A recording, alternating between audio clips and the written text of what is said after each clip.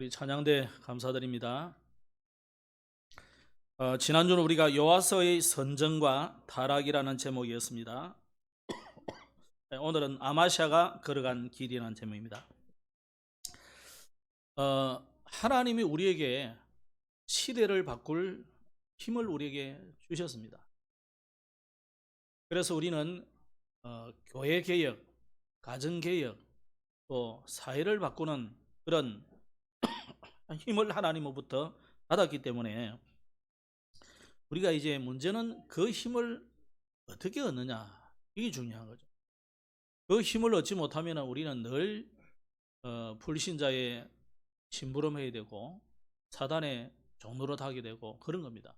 하나님의 자녀고 구원받았음에도 불구하고 늘 사단에게 끌려다니는 거죠. 삶이 구원은 받은 하나님 자녀지만은 오늘부터 여러분이 정말 세상과 또 사회를 바꿀 그런 힘을 얻기를 바랍니다. 그래서 지난주 무슨 이야기 했냐면은 항상 기도의 망대를 세우라 그랬습니다. 기도의 망대를 어떻게 세우느냐? 여러분이 늘 하나님 말씀을 들으면 됩니다. 늘 듣는 거 쉽지 않죠, 그죠? 그러나 시간 날 때마다 말씀 듣고 이 말씀이 내게 각인될 만큼, 내가 삶이 바뀔 만큼, 또 내가 지금까지 가지고 있던 그런 나의 이런 잘못된 각인된 세상적인 생각이 많거든요. 그런 것이 바뀔 정도로 여러분이 집중해라. 그러면 내가 막 바꿔야지가 아니라 어느 날 바뀌어지게 되어 있습니다. 그러면서 지난주는 우리가 여호와서의 개혁과 부흥운동, 여기에 아주 영향을 준 사람들이 있었죠. 여호야다인데 여호야다 부부죠. 이 부부가 아주 이 여호와서에게 영향을 줬기 때문에 이 여호야다가 사는 날 동안에는 여호와서가 아주 선한 정치를 했다고 봅니다. 그래서 우리가 교회를 왜 개혁해야 되느냐? 그럼 교회는요, 여러분의 삶과 직결되어 있습니다. 그래서 여러분 교회가 어떻게 되느냐에 따라서 사회가 바뀌게 되어 있어요. 그 단적인 증거들이 뭐냐면 교회가 부흥이 될 때에 그 나라가 같이 부흥이 돼가요. 교회가 쇠퇴해지면 이 나라가 쇠퇴해져 버려요. 우리나라가 이 교회가 부흥이 되지고 많은 사람들이 교회만 지어놓으면 어떤 데는 한 시대는요, 그냥 어느 지역에 교회만 세워놓으면, 교회당만 세워놓으면 막 교회 오는 교회를 세요. 한때는 이제 우리나라에 한 4분의 1 정도가 교회를 다 갔다 여러분. 그 정도로 많은데 지금은 이제 많이 줄어버리죠. 유럽이 또 미국이 마찬가지로 유럽이 부흥할 때 그 외에 뭐 여러 가지 부작용이 많이 있는 건 있습니다. 뭐든지 부작용이 있는데 중요한 건 그런 거 아무 상관없이 교회가 부흥되고 교회가 왕성해질 때 그 유럽이 굉장히 발전이 됐었어요. 미국도 마찬가지고요. 그래서 여러분이 어느 나라 역사나 여러분 역사를 가만히 보면 교회가 부흥되고 그럴 때마다 사회가 바뀌어지고 연혁이 일어나고 부강이 된 것을 얼마든지 보여요. 그거는 뭐 여러분 그냥 세계지도 놔놓고 가만히 보세요.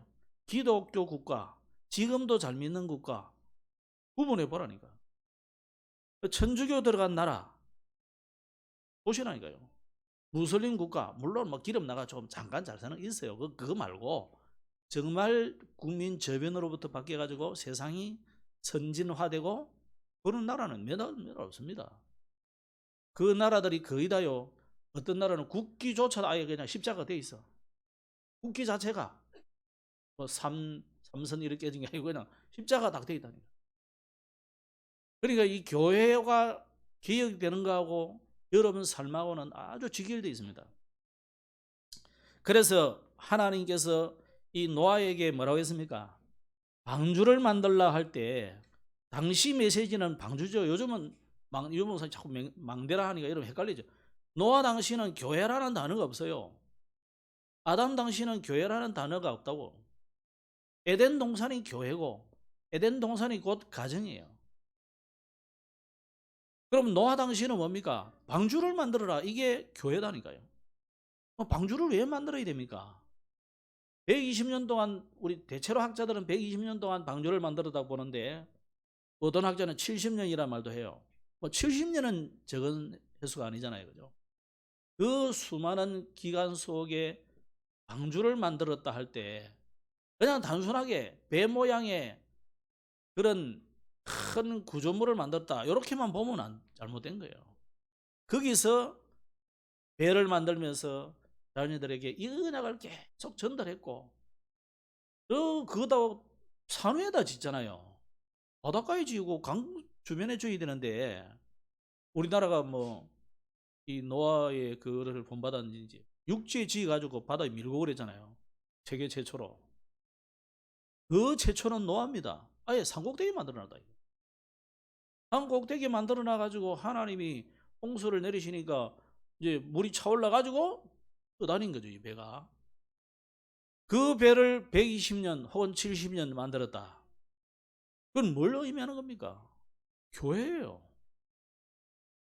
그래서 그 방주를 만들 때 하나님이 주신 메시지가 뭡니까? 너를 위하여였어요. 또 네 후손을 위하여였어요. 여러분 제일 생명같이 더 아끼는 후손들을 위해서 방주 만들어라. 또 뭐라 생명 보존을 위해서 만들어라 그래요. 수많은 생명들이 복음 못 듣고 있잖아요. 아니 새, 뭐 꼴뚜기 그걸 위한 게 아니라니까요. 정말 죽어가는 인류를 위해 살리기 위해서 방주를 만들어요. 그래서 교회 개혁한다는 것은 막 우리 교회끼리 잘 살고 멋있게 뭐 이쁘게 막 하고 그거 아니라니까요. 그 모습이 아니라고. 정말 이 복음을 전해줘야만이 우리 후대가 살아나고 생명이 살아나고 그래서 내가 사는 겁니다. 그 계획을 해라. 그럼 어떻게 계획을 해야 되느냐? 말씀 운동이 다른 거 없습니다. 다른 거 말씀 운동입니다. 이 말씀 운동을 그냥 말씀만 전해주는 거하고 말씀이 무브먼트가 되는 건 다르다 이 말이에요. 그죠? 또 이 그냥 말씀 운동 정도가 이 아예 시스템이 되도록 해라는 거예요. 그래서 시스템이라는 것은 굉장하잖아요. 여러분 그냥 넣어놓으면 그냥 한 바퀴 돌면 돌아와서 과자가 나오고 라면 나오고 시멘트 나오고 하는 거예요. 그죠? 그 시스템입니다. 그래서 아예 이걸 시스템화 해야 된다. 그게 화지만 그죠? 그래서 여러분 먼저 교회를 살려라. 교회부터 회복해라. 그런데 이 요아스가 어느 순간부터 하나님을 버리는데 이 계기가 뭐냐면 여호야다의 죽음 이후에라는 말이에요. 그것만 아니라 방백들을 두려워해가지고 이 사람들의 말을 따른다. 사람의 말을 두려워한 거죠. 사람들의 그 권력,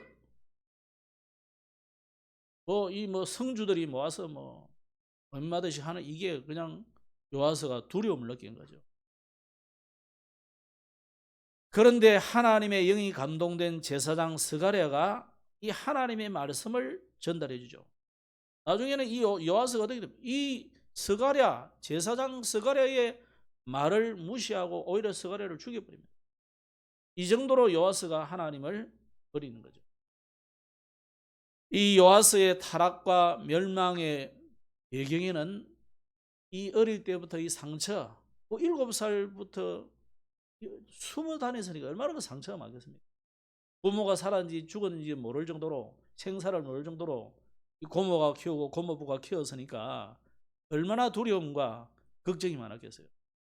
이런 숨은 상처 이걸 우리는 발판 삼아야 되는데 요아스는 그게 이제 발판이 안 된 거죠. 나중에는 여성이 있을 때는 괜찮은데 없을 때 이게 발판이 안 된 거다. 그러다가 결국 가문도 이 요아스의 아버지 우상숭 마지막에도 우상숭배 하잖아요. 또 이런 일들을 자꾸 이제 본받아 가지고 가문의 배경을 따라서 사단의 심부름을 하게 된 거죠. 그래서 지난주 우리가 볼 때 요아스가 가진 심각한 영적 문제가 하나님의 말씀보다는 사람들의 말을 더 따르려고 하는 거예요. 또 하나님이 주신 은혜와 스승이 준 이 그 교훈, 이런 거 잘 안 듣고요, 은혜를 잊어버린 거예요. 그러다가 회개할 기회도 줬는데 그 기회도 놓쳐버리고 회개하지 않는 거죠. 그래서 저와 여러분이 우리 후대들을 볼 때 어떻게 봐야 되겠습니까? 누군가는 이 요아스 같은 길을 가지 않도록 여호야다와 이 스가랴의 길을 가야 되잖아요. 누군가는 여호야다가 되어줘야 되고, 누군가는 우리 후대들에게 스가랴의 역할을 해줘야 돼요. 내 목숨이 죽을지라도, 내게 유익이 안 될지라도 하나님의 말씀을 제대로 던져줄 사람이 필요하다 이 말이에요. 우리 후대들이 오랜 기간 동안 이 후대들에게 언약의 말씀을 제대로 전달해서 각인, 뿌리, 체질 만드는, 그때까지 완전한 전도자로 세우는 이 스승의 역할을 누군가 해줘야 된다. 오늘은 성례식을 하게 됩니다. 성례는 세례와 성찬을 합쳐서 이제 성례. 천주교는 7성례가 있다 그러는데 7성례는 우리는 없고 2가지만 있습니다. 그게 이제 종교개혁의 중요한 개혁 중에 하나가 나머지 5개를 버렸다. 견진례, 또 신부에 가서 자기 죄를 고하고, 죽은 이후에 하고, 이런 거 다 그건 성례가 아니다. 죽은 자에게 여러분이 예배할 필요는 없습니다. 그래서 어떻게 보면은 우리가 추도식은 필요 없습니다. 누구를 추도하겠습니까? 오히려 추도 예배, 추모 예배, 그 사람을 추모하는 게 아니고 하나님께 예배하는 날이죠. 어쩌면 이것도 여러분이 가정이 온전한 믿음의 가정이 되었다면 그것도 할 필요 없다. 왜? 괜히 그 사람이 자꾸 생각이 나는 거죠. 하나님이 영광 받아야 되는데. 그러나 불신자 전도를 위해서는 가끔 필요할 때가 있습니다. 불신자들이 안 믿는 가정들이 많이 있으면 그럴 때 불러다가 예배하고 복음 전달해주고 그렇게 하시면 됩니다. 그러나 전 가족이 다 믿는데 굳이 우리 할머니가 어쨌는데 우리 어머니가 어쨌는데 훌쩍훌쩍하고 할 필요는 없어요. 천국 가셨는데 뭘. 그죠? 여러분 걱정하는 것보다 훨씬 좋은 데 가가지고 잘 계시는데 괜히 울고불고 할 필요 없어요. 그렇다면 오늘 우리의 이 성례는 2가지인데 세례와 성찬입니다. 그럼 세례는 뭐냐?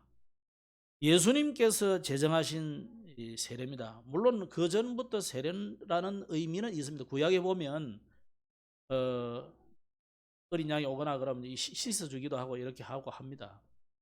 그런 또 제사장들이 나와서 이 제사 업무를 하기 전에 손을 씻는 행위라든지 이런 것들이 있습니다. 그건 세례의 원형이라고 볼 수 있는 거죠. 그러나 예수님이 세례 요한에게 찾아오셔서 세례 요한이 세례 주는 것을 금하지 않았어요. 해라 그랬어요. 나는 오히려 당신한테 내가 세례를 받아야 되는, 예수님께 세례 요한이 그랬죠. 오늘 하나님의 의를 이루자 그랬죠. 그래서 세례는 굉장히 중요한 의미가 있는 겁니다. 그래서 세례받은 자를 교회에 가입시키는 이 하나님의 은혜를 받은 언약의 표요 인치심이다. 그런 의미가 있습니다. 그러면 이 세례라는 것은 식물로 의미하자면은 예수님이 그런 비유를 했어요. 감나무가 아니고 감남나무가 모르겠죠. 올리브 나무를 돌 올리브가 있고 좋은 올리브가 있다. 쉽게 우리나라 감나무로 칩시다. 좋은 단감나무가 있다. 그 단감나무가 있는데 이걸 우리 맛있는 단감을 먹고 싶은데 우리 집에는 보니까 돌감나무가 있다. 돌감은 이거는 해봐요 요만하고 뜰고 그렇다고요. 그러려면 이 돌감나무 이 줄기에다가 단감나무를 이걸 끊어와서 여기다가 접을 붙이면 그러면 단감나무가 나중에 되는 거죠. 이걸 조금 거꾸로 예수님이 이야기하세요. 우리는 죽어 마땅한 죄인인데 그리스도께 우리가 접붙이심으로 우리가 하나님의 백성이 됐다. 그런 의미입니다. 세례는 그래서 그런 의미입니다. 우리는 당연히 죽어야 될 사람인데 그리스도께서 죽으심으로 우리가 대신 살아났다. 그 그리스도의 십자가의 보혈, 피, 오늘 찬양했죠. 십자가의 보혈, 그 보혈의 피로 말미암아 우리의 죄가 다 사해졌음을 의미하는 것이 세례다. 그렇다면은 그럼 우리가 세례를 받으면은 구원받냐? 한간에 그렇게 생각하는 사람도 있습니다. 세례를 받음으로 구원을 받는 것이 아니고 구원받은 자에게 구원받은 확증을 보여주는 의식이에요. 이해됩니까?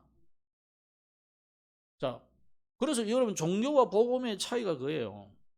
내가 세례를 받음으로 구원받았다 그러면 종교잖아요. 그죠? 다 세례 받아보면 그냥 구원받지. 그걸 가지고 이제 중세 가톨릭 교회가 장사를 한 거죠. 세례를 받아라. 세례를 주고 안 주고를 신부가 굉장히 권력을 가지고 이래 한 거죠. 그리고 심지어 왕도 세례 안 받은 왕도를 막 무시하고 그랬다. 역사적으로 보면 세례를 하나를 가지고 또 거기다가 나중에 나오자면 성찬 이걸 가지고 아주 그냥 권력을 행사하고 그런 거죠.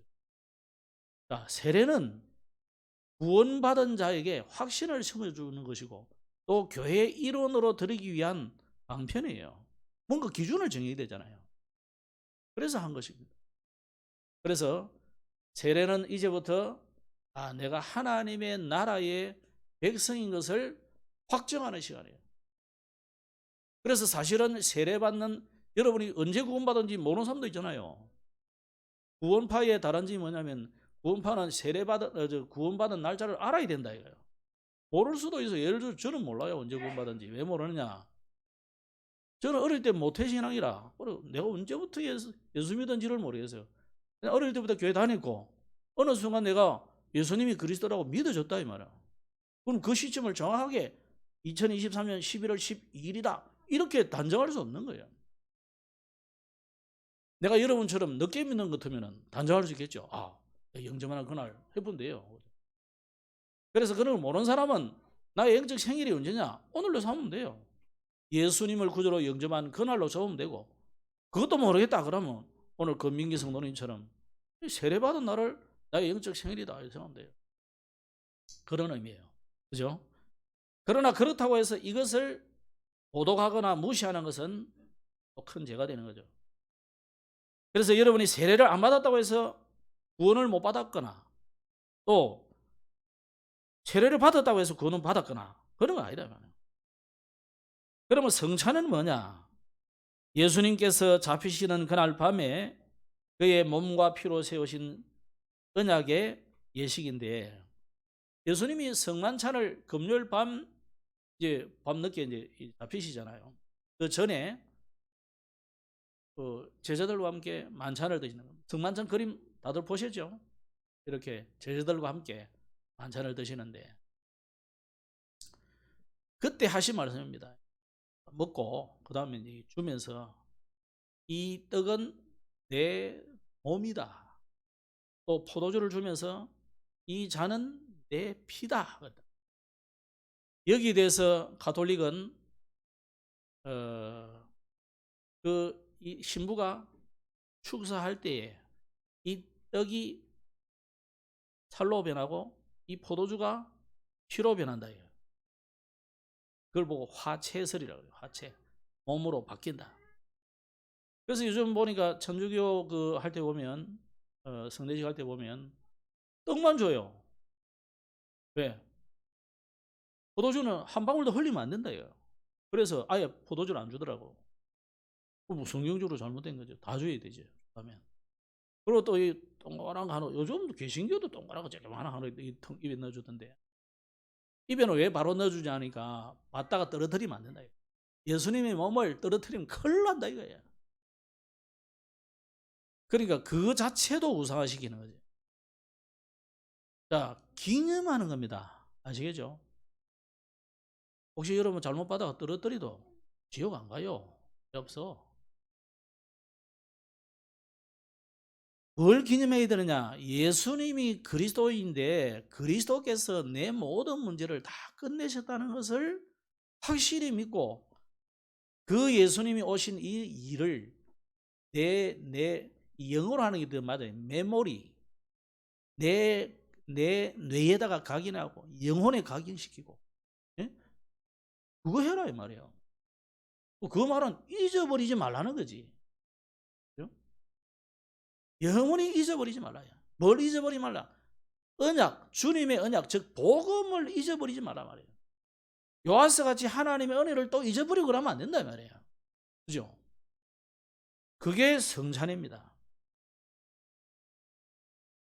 자, 그렇다면은 오늘 우리가 아마시아가 걸어간 길인데, 아마시아가 25세 유다의 왕이 돼서 29년을 통치를 하게 됩니다.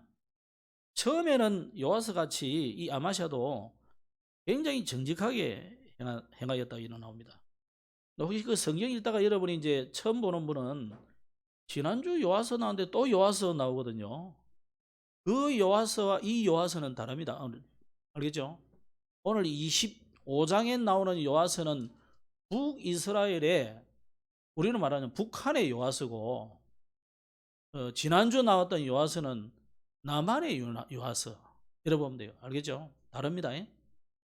자, 그래 하시고, 이 아마샤의 아버지가 요아스고, 근데 요아스가 죽고 나니까 또 북국 이스라엘 왕이 또 자기 이름을 요아스로 했어. 엄마 아버지가 지어줬겠지만 그래 되는 거예요. 그러면 이 아마샤가 처음에는 굉장히 정직하게 행했다는 말은, 여러분 정직하게 이할 때, 여러분 나는 절대 거짓말도 안 하고 이렇게 딱 그런 의미가 아니고요. 하나님의 말씀 따라 살려고 노력했다 이 말이에요. 이해됩니까? 아마시아가 막 거짓말도 한 번도 안 하고 막 너무 막 고지고 때려 살아, 그런 의미가 아니에요. 하나님의 말씀대로 살려는 굉장한 좀 율법을 지키려고 노력했다 이러고 보면 돼요. 그런데 이 아마시아의 이름의 뜻이 여호와의 능력이라는 뜻인데, 이름대로 그 능력을 믿고 하나님 말씀대로 살려고 했던 거죠. 그런데 이 여호야다 제사장이 죽고 난 뒤 요아스가 타락한 것처럼 이 아마시아도 마찬가지로 이 나라가 안정되면서 나중에는 본인도 막 타락하게 되는데, 자, 처음에 어떻게 했는지를 먼저 좀 보겠습니다. 나라가 안정되면서 아버지를 죽인 정적들을 처형하죠. 그리고는 4절에 보면은 그 자녀들을 죽이지 않았다. 그래서 그 자녀들은, 요게 이제 아마사가 좀 정직하게 행한 부분이다. 왜냐하면 신명기 24장에 보면 그러나서요, 아버지의 죄로 자녀들을 같이 벌하지 마라 그래다. 근데 보통 우리는 어떻게 그럽니까? 정치권에서 아버지도 그 주변까지 싹 삼족을 멸해보잖아요. 이런 일들이 정치권에는 비일비재하거든요. 그래 했다는 거죠. 그래도 이 아마샤가 그래 하지 않고 말씀대로 조금 이렇게 본인만 채용을 했다. 그런데 그 이후에 8절에 보면은 에돔과의 전쟁이 일어났는데 거기서 이기게 됩니다. 이 전쟁을 하러 가기 위해서 아마샤는 자기의 군사력을 모아보니까 그때는 정규군 몇 명만 있고 나머지는 예비군 형태예요. 그래서 전쟁이 일어나면 전국에서 모으고 또 평소는 흩어져서 농사 짓고 이래 하는 거죠. 모아보니까 군대가 30만 밖에 안 돼. 30만이 적습니까? 그죠? 근데 이거 가지고는 안 되겠다 생각한 거죠. 그래가지고 북이스라엘의 용병들을 구한 거죠. 그리고 모아보니까 한 10만 명 용병들이 생긴데 거기다 돈을 얼마나 줬냐면 한 600억 원 정도를 줬다 이렇게 보면 됩니다. 100달란트, 은 100달란트 줬다 했거든요.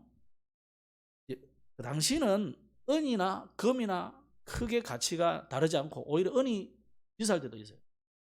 어쨌거나 이 지금 계산을 해볼 때 한 600억 원 정도 된다고 볼 수 있는데, 그런데 이 용병을 모집해 가지고 전쟁을 나가려고 딱 했는데 갑자기 어떤 선지자가 나타나 가지고 이건 하나님의 뜻이 아니다는 거예요. 그래서 당신이 하나님을 의지해야지 왜 이 남의 나라 용병까지 끌어다가 이렇게 하느냐, 당장 돌려보내라는 거예요. 그 아마샤가 아직까지는 정직한 사람이잖아요. 그래가지고 그래요 그러면 뭐 돌려보내죠 이래가지고 돌려보낸 거죠. 이 돌려보냈더니 이 사람들이요, 여러분 그 지금도 그렇지만 지금도 그 무법한 그런 뭐 하마스 같은 이런 군대들은요, 그냥 전쟁만 하는 게 아니고 가서 막 아니 쑥대밭을 만들어 버리고 막 아여자 아이들 뭐다 죽이기도 하지만 막 성폭행을 하고 뭐 재산 다 몰수하고 뭐 이렇게 하잖아요. 그러니까 이때는 얼마나 더 심했겠습니까? 이 사람들이 용병이 그냥 왔겠어요. 600억 원 얻으려고 온 게 아니거든. 나머지 뭔가 부수입이 많잖아요, 전리품들이. 그걸 보고 왔는데 집에 돌아가라니까 돈은 주기는 주는데 그대로 주는데 돌아가라 하니까 에이 기분 나빠하면서 가면서 유다 성읍들을 막 회파해버려 가버린 거죠. 그러나 저러나 아마샤가 전쟁에서 에돔 족속은 싸워서 이겼습니다. 여기까지만 해도 말씀대로 살려고 나름대로 애쓴 것을 볼 수 있습니다. 그럼 요아스 왕을 볼 때에 이 사람이 그래도 이 어머니 여호아단이라든지 이런 사람들에 의해서 이 말씀을 주고받고 하니까 조금 나았다 볼 수 있죠. 그런데 이후부터 나오는 아마샤에게 드러나는 영적 문제입니다. 25장 오늘 2절에 보면 이런 말씀이 나서요. 여호와께서 보시기에 정직하게 행하기는 하였으나 그랬어요. 행하였더라 아니고요. 행하기는 하였으나 그래도요. 온전한 마음으로 행하지 아니했다. 요게 이제 아마샤의 영적 문제인데, 그래서 아마샤가 전체적으로 볼 때 상당히 인본주의를 많이 썼다. 열왕기하 14장이 같은 내용이 많이 나오는데, 열왕기하 14장에 보면 산당을 제하지 않으므로 사람들이 거기서 제사를 했다. 그런 내용도 나와요. 그러니까 여러분 우리가 오직이라는 말이 중요해요. 우리는 복음을 전하는 게 아니고 오직 복음을 전해야 돼요.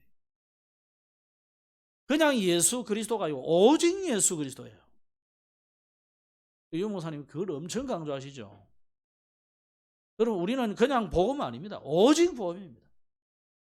다른 복음은 없나니 천하 인간의 구원 얻을 만한 다른 이름을 우리에게 주신 적이 없다. 이 복음이에요. 그런데 아마샤는 이 오직이 아닌 거죠. 이게. 적당히 교회 와서는 신앙생활도 하고 또 저 우상 신전 인데 가보면은 거기서도 뭐 왕이니까 또 그래 할 수도 있지. 그러면서 가서 뭐 식사도 해주고 뭐 절도 하고 뭐 하는 거죠. 또 뭐 행사 한다니까 뭐 가서 뭐 대물도 하나씩 갖다 바치고 이름 탁 써가지고 임금 누구. 근데 여러분 이스라엘은 그걸 할 필요가 없는 나라잖아요. 오직 여호와 하나님만 믿는 나라인데 지금 아마샤가 우상과 하나님을 겸하여 섬기는 거죠. 오늘 여러분 우리에게 그런 일이 없어야 됩니다. 우리는 오직 예수, 아멘, 오직 성령, 오직 하나님. 그래서 우리는 오직 복음이에요. 다른 것으로는 안 됩니다. 아니 뭐 다른 것으로 사단을 꺾을 수 있습니까? 다른 어떤 이름으로 저주가 해결이 됩니까? 다른 어떤 것으로 지옥과 천국을 해결됩니까? 안 되잖아요. 그래서 오직인 겁니다. 그러면서 이 아마샤는 무단히 형제 에돔을 싸우려고 막 덤비는 거죠. 자기 형제잖아요. 자기는 그렇게 생각 안 하지 뭐. 하나님 보실 때는 에돔이라든지 모압이라든지 암몬이라든지 이런 건요 건드리지 마라 그랬어요. 왜? 형제니까. 그런데 이 무단히, 물론 에돔이 뭐 잘못한 게 있었겠죠. 뭐 간간히 와서 에돔은 산지에 가니까 농사 잘 안 돼요. 그래가지고 뭐 빚 좀 안 오고 그러면 뭐 풀 없으니까 전부 목축하는 사람들인데 없으면 뭐 밥금 내려가지고 뭐 농사 지난 거 뺏어가고 우리 하거든요. 블레셋이나 비슷하게 한단 말이에요. 그러면 뭐 좀 형제로서 좀 주기도 하고 와서 일도 좀 시켜주고 뭐 그런 식으로 해결이 되는데 막 지르러 가는 거죠. 여러 없이 해야 된다. 지금 이스라엘이 하마스가 아니고 팔레스타인, 하마스 때문에 팔레스타인을 쳐부수잖아요. 뭐 어느 쪽이 좋다 나쁘다 이게 문제가 아닙니다. 지금 그런 상황이다 이렇게 보시면 돼요. 그런데 나중에는 보면요, 또 북이스라엘과 전쟁하러 가는 거예요. 오늘 우리가 읽은 부분을 여러분 잘못 보시면 그냥 대면하자 그랬다고. 대면하자는 말을 얼굴 보자 이 말이 아니에요. 아, 우리 밥 한 끼 먹읍시다 이 말이 아니다. 이거 지금 여기서의 대면은 이하고 내가 한판 붙자 이 말이에요. 그 말인데 이 지금 이 옳지 않은 전쟁을 자꾸 하는 거죠, 이 사람. 여러분, 옳지 않은 전쟁을 하면 안 됩니다. 또 하나님이 시키지 않은 전쟁하면 안 됩니다. 분명히 하셔야 돼요. 그래서 이 두 번의 큰 전쟁을 위해서 또 이 사람이 기도했다는 말이 없어요. 정말 하나님 앞에 기도해 보면은 아니구나. 절벽하면 되잖아요, 그죠? 또 너무 하나님 뜻이 아니다. 그러면은 내려놓을 수 있는데 기도했다는 말이 전혀 없어요. 그냥 싸우러 가는 거예요. 그리고는 에돔과의 전쟁에 승리했다고 이 사람이 교만해가지고, 자기가 교만했다 말은 없는데 여기에 오늘 그 읽은 부분에 보면 북이스라엘의 요아스가 그렇게 하죠. 그래서 아까 이제 이 20절 19절에 그래놨네요. 아예 말씀해놨네요. 네가 네 에돔 사람을 쳤다고 네 마음이 교만하여 자긍하는도다. 이제 북이스라엘 왕이 하는 말이에요. 예화를 하나 들면서. 이게 무슨 말이겠습니까? 사실은 뭐 이 형제를 치가지고 이겼다. 여러분, 형제끼리 싸워서 이긴들 뭐 하겠습니까? 부부 싸움에 뭐 하겠어요? 이긴들 누가 이긴 거예요? 여러분, 자녀는 다 상처받고 가족은 다 상처투성이 돼요. 빨리 사과하고 빨리 그만두는 게 나아요. 그런데 이게 이제 전쟁 이기겠다고 교만해가지고 북이스라엘 너가 두고 보자 이래가지고 돌아가면서 왜 우리 마을을 또 치고 가냐 이 말이거든요. 싸움을 벌이는. 명분은 뭐냐면 너희들이 돌아가면서 우리 마을을 치고 갔다 이거예요. 그 명분인데 사실 그거 뭐 크게 명분 아니잖아요. 기분 나쁘니까 돌아가면서 그래 할 수 있는 거죠, 그 사람들이. 그래서 아무 별 명분 없는 그 전쟁을 지금 이 아마샤가 하고 있는 거죠. 자, 그런데 아까 두 번이나 큰 전쟁에 이 아마샤가 기도했다는 말도 없을 뿐만 아니라 에돔하고 전쟁하고 돌아올 때에 에돔의 그 신들, 에돔이 얘들이 섬기던 이방신 그걸 또 들고 온 거예요. 또 얼마나 뭐 금은 막 칠을 안 했겠습니까? 그러니까 멋있게 보이거든. 야, 쟤네들은 여기다 저래가지고 복을 받는가 봐. 뭐 복 받습니까? 저 전쟁도 졌는데, 그죠? 아니, 전쟁에 진 나라의 그 신을 들고 와가지고 거기에다 또 복 달라고 막 절을 하고 우상숭배 하는 거예요. 이 보세요, 여러분이 우리가 생각해도 우습잖아요. 아니, 이긴 나라의 그 신을 뭐 들고 오든지 그래야 말이 맞는 거지. 자기들이 정복한 그 나라의 신을 들고 와가지고 우리에게 복을 주옵소서 그러면 말이 안 맞잖아요. 뭐가 상식적이지 않잖아요.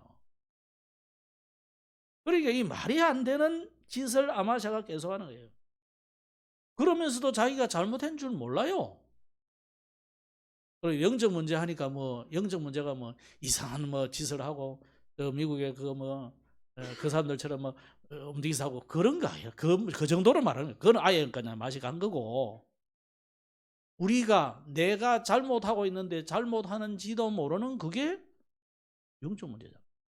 사단이 여러분 눈을 싹 가려버리니까 이 아마샤의 눈을 사단이 싹 가려버리니까 이런 짓을 하면서도 자기가 잘못된지를 모르는 거죠.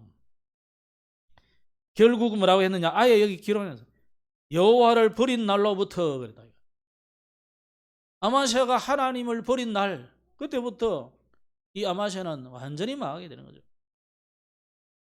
스스로 교만해가지고 쓸데없이 북이스라엘 이 요아스 왕에게 대들다가 패배해가지고 나중에는 포로도 되고 돌아왔지만은요, 반역자들에게 쫓겨가지고 도망 다니다가 결국 이 아마샤가 살해를 당합니다. 반역이 하루아침에 시작된 일이 아니잖아요. 그래서 아마샤는 이런 많은 일들을 자꾸 만들어내는 거죠. 자기가 남 잘못이 아니에요. 본인이 하나님 앞에 스탠스를 어중중하게 하는 거예요. 그리고 예수님이 뭐라냐, 너희가 차든지 더없든지 해라. 아예 찹게 냉정하게 신앙생활 하든지, 그럼 뜨겁게 하든지. 이것도 아니고 이것도 아니고 그런 스탠스를 취하면 안 돼요. 우리 복음은 다른 어떤 종교도 해결할 수 없는 이 사단의 문제를 해결한 종교. 종교로 치자면. 그리고요, 우리가 절대 해결할 수 없는 이 저주 재앙을 해결하는 것이 복음입니다. 그리고 예수님이 십자가에서 마지막에 다 이루었다 한 것이 그냥 그 소리가 아닙니다. 우리 인류가 할 수 없는 창세기 3장, 6장, 11장의 이 문제를 다 해결해 버린 거예요. 그래서 우리 보고 뭔가 해라가 아니라 믿기만 해라 이거예요. 믿으면 구원받는 겁니다. 그러니까 복음이지. 아직도 여러분 복음과 종교를 구분 못하고 그러면 안 됩니다. 종교는 뭔가를 내가 찾아가지고 애쓰고 힘쓰고 착하게 살고 부지런하고 뭔가 헌신을 많이 하고 봉사를 많이 해서 구원받기 위해서 다가가는 그 인간의 노력이에요. 그래서 인간이 만든 거예요. 이거는 좀. 그러나 하나님은 인간은 아무리 노력해도 다른 어찌 될지 몰라도요, 이 세 가지 인간의 문제는 절대 해결 안 되기 때문에 하나님이 이것을 해결해 주겠다고 약속을 했고, 그 약속대로 그리스도 오셔서 해결하셨고, 그 해결하신 것을 믿어라 이 말이에요. 그러니까 복음이지. 그럼 보통 어디 가면 돈 몇 억을 길바닥에 줬다, 그걸 뭐고 죄수로 하잖아요. 그게 복음이다니까. 우리는 죄수 중에 왕죄수예요. 복음을 너무 이해 안 되는 사람은요, 뭐냐, 복음은 죄수예요. 왕죄수예요. 이거. 여러분 보고 뭐 해라가 아니라니까. 복음은 너무 사람들이 이해를 못해요. 복음은 정말로 우리가 해결할 수 없는 문제를 해결받아 버리기 때문에. 그리고 믿기만 하면 해결받는다니까. 안 믿으면 못 받아요. 자, 이것을 제대로 믿었던 사람이 누구냐? 다윗입니다. 근데 이 아마샤는 유다의 왕인데도 불구하고 자꾸 북이스라엘 왕들의 길로 걸어가는 거죠. 오늘 여러분 그 길로 걸어가지 마시고 아마샤의 길로 걸어가지 말고 우리는 다윗의 길로 걸어가시기를 주 이름으로 축복합니다. 다윗은 누가 어떻게 보든지 말든지 상관없습니다. 하나님의 중심을 알고, 하나님은 이 다윗의 중심을 알고 그랬다. 그래서 서두름 없이 하나님의 시간표를 기다렸습니다. 다윗은 서두를 필요 없었어요. 우리는 너무 서두르잖아요. 여러분 성질 급한 사람들 조심하셔야 돼요. 자꾸 서두르게 된다. 그죠? 여러분 천성이 좀 늘어서 괜찮은데 못 기다린다 이 사람들이. 자, 유대인들이 얼마나 성질 급했습니까? 예수님 앞에 뭐라 했습니까? 주님의 나라가 이때 임합니까? 그랬다. 부활하신 예수님을 보고 드디어 주님의 나라 임했구나. 그들 가득 담긴 생각은 뭡니까? 유대 메시아 사상, 선민 사상. 드디어 이 예수님이 이제 유다 나라의 왕이구나. 예수님이 왕국을 세워야 되구나. 그런데 예수님 뭐랍니까? 40일 동안 하나님 나라 이야기 다시 이야기하잖아요. 그러면서 뭐랍니까? 기다리라. 너희들이 생각하는 그 하나님 나라 아니야. 기다려라. 하나님의 시간표를 다윗은 기다릴 줄 알았어요. 열몇 살에 부름 받아가지고요, 기름도 이미 좋은 부음 받았는데 늘 쫓 기다리잖아요. 우리 같으면 뭐 얼마나 짜증 나겠어요. 하나님이 있나 없나, 죽었나 살았나 별 소리 날 텐데, 죽었나 소리 막 하겠어요. 뒤졌나 하고 그렇긴데 있나 없나 별 소리 날 텐데 다윗은 기다리다. 오히려 사울을 회개하도록 교미하게 하잖아요. 아니 그 굴에 들어와서 뭐 죽일 수 있는데, 아니 자기가 죽이고도 안 죽였다도 할 수 있잖아요. 그죠? 그런데요, 깨닫도록 옷자락을 살짝 빼가지고 우리처럼 이 타이트한 옷들이 아니에요, 그죠? 제 옷처럼 이렇게 그보다 더 여도 뭐 이렇게 막 주렁주렁 하고 다니거든. 그러니까 뭐 잘한데 뭐 옷자락 하나 살짝 빼는 거는 뭐 얼마나 깊이 잠을 들었길래 그거 빼는 줄도 몰라. 이렇게 다윗은 깨닫게 해야 됩니다. 백성들을 깨닫기도 하고 또 주변에 다니는 경호원들 깨닫게 하기 위해서 물병 들고 오고 창 들고 오고 이러잖아요. 깨닫게 하도록. 여러분 그런 사람이 되시기 바랍니다. 그렇게 해서 자기 생각이 아닌 하나님의 뜻을 찾았습니다. 이게 다윗의 길입니다. 여러분 우리는 다윗의 길로 걸어가야 돼요. 그러면서 어떤 어려움 속에서도 하나님이 함께하는 비밀 이걸 다 가졌어요. 그래서 사무엘하 5장에 보면은 만군의 하나님 여호와께서 함께하시니 다윗이 점점 강성하여 가니라 그랬어요. 하나님이 함께하는 비밀을 다 가지고 있어요. 여러분 이거 안 가지고 있으면은 너무너무 마음이 급해지죠. 오늘 급해지지 마시고 하나님의 뜻, 하나님의 시간표 이것 기다리시기 바랍니다. 특히 하나님이 이 다윗을 어느 정도 보냐면 시편 78편에 보면 마음의 성실함과 손의 공교함 그랬는데 이 마음의 성실함 즉 다윗의 믿음 이걸 하나님이 보십니다. 이걸 성경은 마음의 성실함이다. 이 다윗의 길로 걸어가기를 주의 이름으로 축복합니다. 말씀 읽겠습니다. 아마샤가 걸어가는 길은 여로보암의 길이요 멸망의 길입니다. 북이스라엘 왕들은 한결같이 여로보암의 길로 멸망의 길로 계속 갔습니다. 그런데 북이스라엘을 자꾸 좋아하는 몇몇 왕들이 자꾸 아합의 길, 여로보암의 길, 이 멸망의 길로 자꾸 가는 거죠. 그 중에 오늘 아마샤라는 이 한 사람이 또 나왔어요. 금송아지 우상을 만들어 우상 숭배하고 애굽의 신을 수입하고 여로보암은요 평민을 제사장으로 만들고 막 절기도 새로 만들어버리고 그러죠. 좀 전에 말씀드린 것처럼 우리는 다윗과 같은 언약의 여정을 걸어가야 되겠습니다. 여러분의 어떤 과거도 발판을 삼아보면 돼요. 다윗은 자기에게 있었던 많은 상처 얼마나 상처됐겠습니까? 장인 어른이 죽이겠다고 쫓아다니고 있으니까 얼마나 상처돼요. 또 형들은 뭐랍니까? 네가 뭐 교만하다는 둥 별소리 다 하죠. 골리앗 앞에 섰을 때 그런 모든 것을 다윗은 응답의 발판으로 삼아버렸어요. 오히려 목동하면서 하나님을 찬양하고 오히려 이런 어려움을 통해서 시를 짓고 여러분 시를 짓는다는 게 엄청난 여유를 가진 거잖아요. 마음의 여유를. 마음의 여유가 없으면 시 어떻게 짓겠습니까? 오히려 그때 시를 짓고 오히려 뭐라 할까요? 이 사울이 죽이려는 이런 모든 것을 다윗은요 게임하듯이 누렸다는 거예요. 그러면서 다윗은 하나님의 능력을 누리는 성령 인도를 철저하게 받는 기도의 사람이었어요. 그래서 이런 모든 것들을 전부 몽땅 들여서 영원한 작품으로 다 만드는 거예요. 그죠?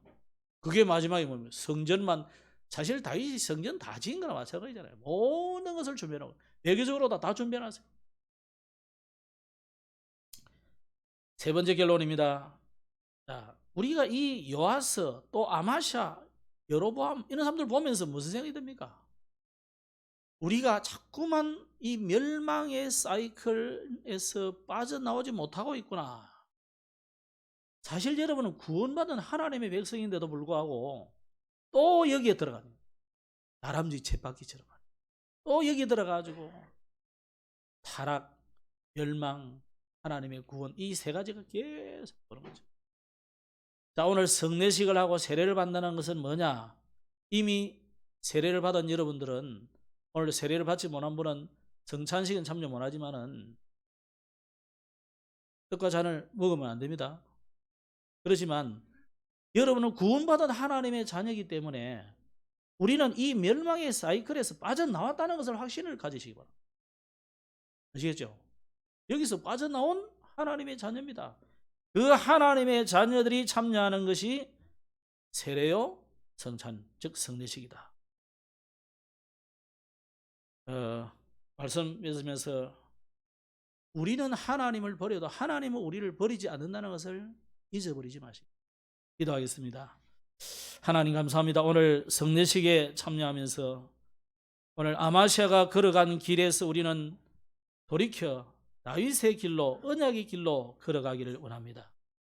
오늘 세례와 성찬을 통해서 이 놀라운 하나님의 은혜를 누리는 은혜의 시간이 되게 하옵소서. 주 예수님 이름으로 기도드렸습니다. 아멘.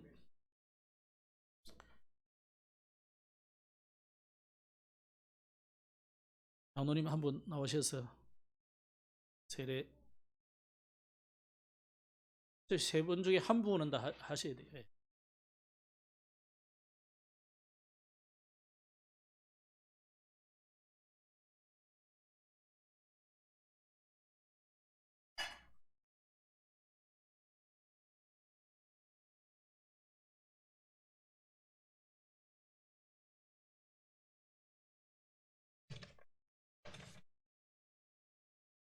세례 예식부터 먼저 해보겠습니다.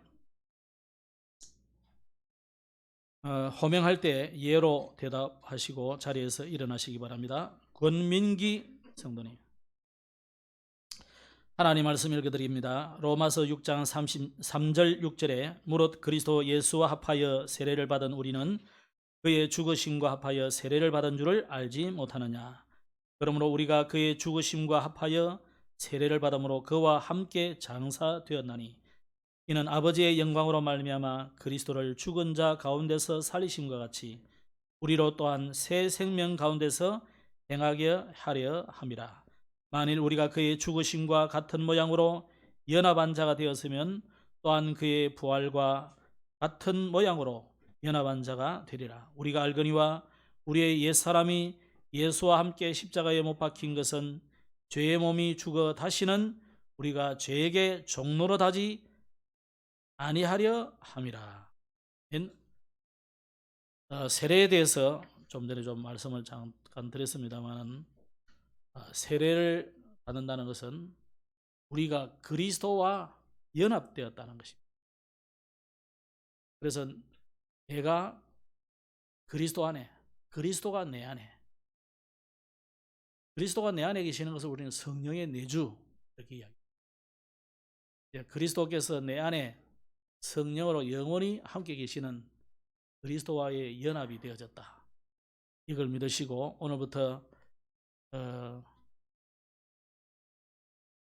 이 세례를 받음으로 이제 교회의 구성원이 되는 겁니다. 오늘부터 이제 집사님도 되는 거고 직분도 맡게 되고 이렇게 하는 겁니다.